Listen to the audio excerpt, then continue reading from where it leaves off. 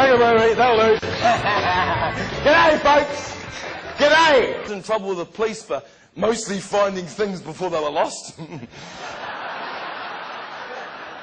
Very quickly got me involved with the local establishment, and I very quickly got dragged by the local cop who was made of concrete. He was a Maori boy, and they called him Hoppy Hodges, but it didn't stop him doing a sub-4 minute mile and putting his boot right up your flaming cobra.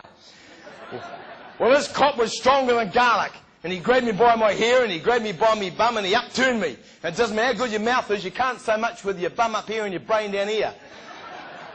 And he threw me in the back of his black Mariah, that's what he called his cop car, and he took me down to Dick Dunn's Railways Boxing Club, turning point in my life.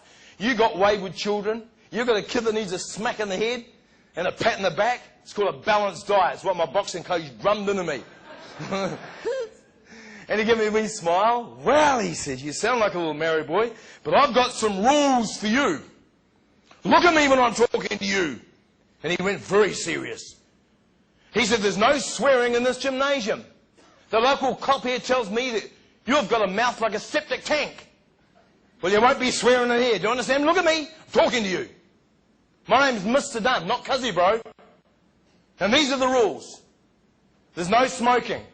Never allowed smoking. No drinking. Never mention girls. I might never come back again.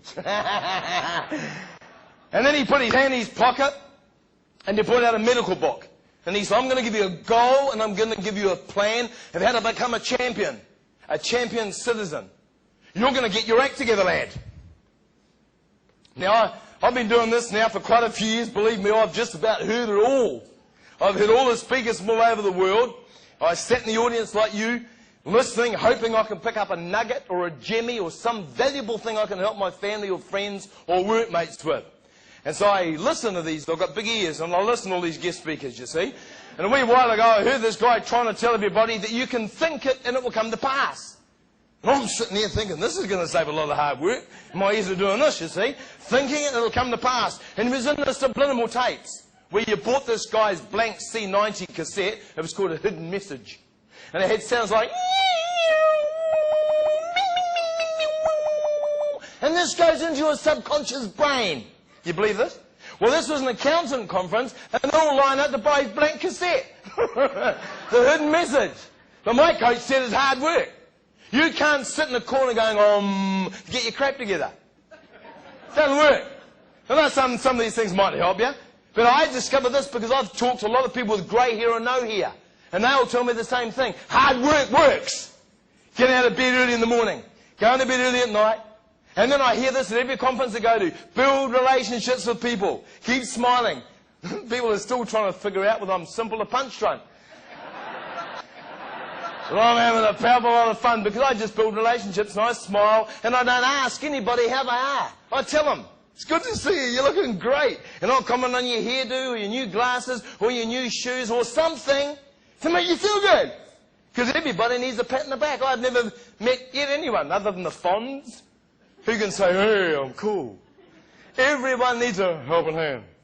Well, my boxing coach said, you don't break the rules and you'll think you're a winner, and the person that thinks he's a winner wins. How do I know this? I've mixed with winners nearly all my life since I got out of the street. And my boxing coach drew this down for me when I was a bubblegum kid. I think I drew on this. I like this. Right, here we go. Is this coming up somewhere? New invention. Hello.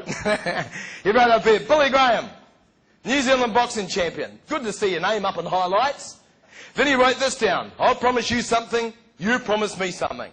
I'll promise you that you'll be a fighter and you won't get hurt. You'll learn the art of self-defense. Hit without being hit. You'll stay in the game till I tell you, and when I say get out, you will not have one more fight. You'll finish. Do you understand me? Look at me, talking to you. Now, he was dead strict.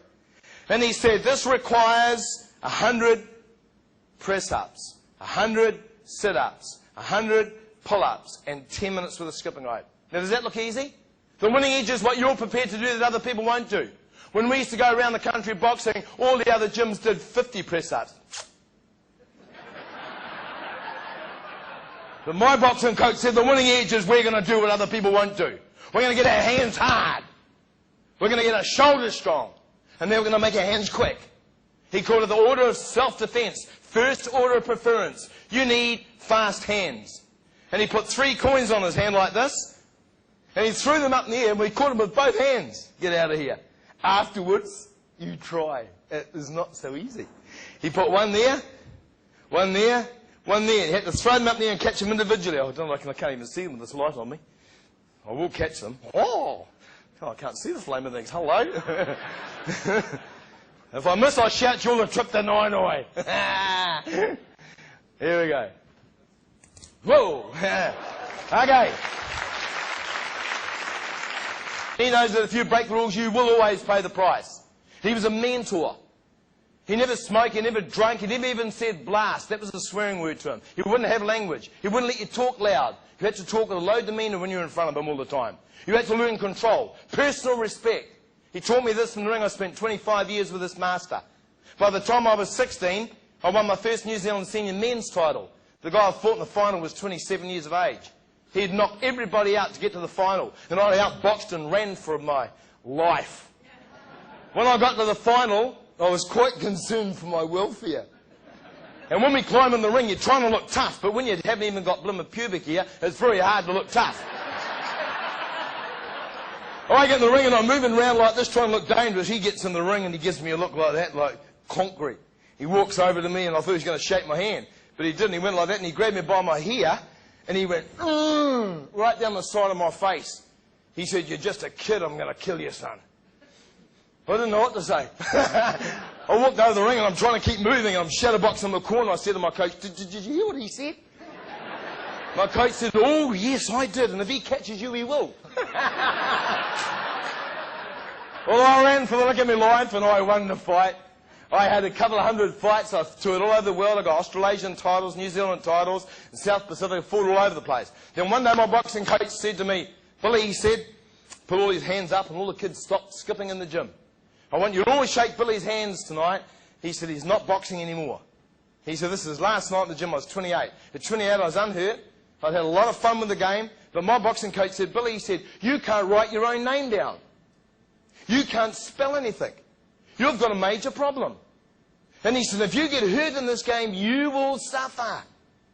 He said, "Now you've had a lot of fun and you've made a lot of friends. Now you get out," he said. "You love encouraging people with fitness. You get involved with fitness. Get involved with people's lives and you'll have a good future."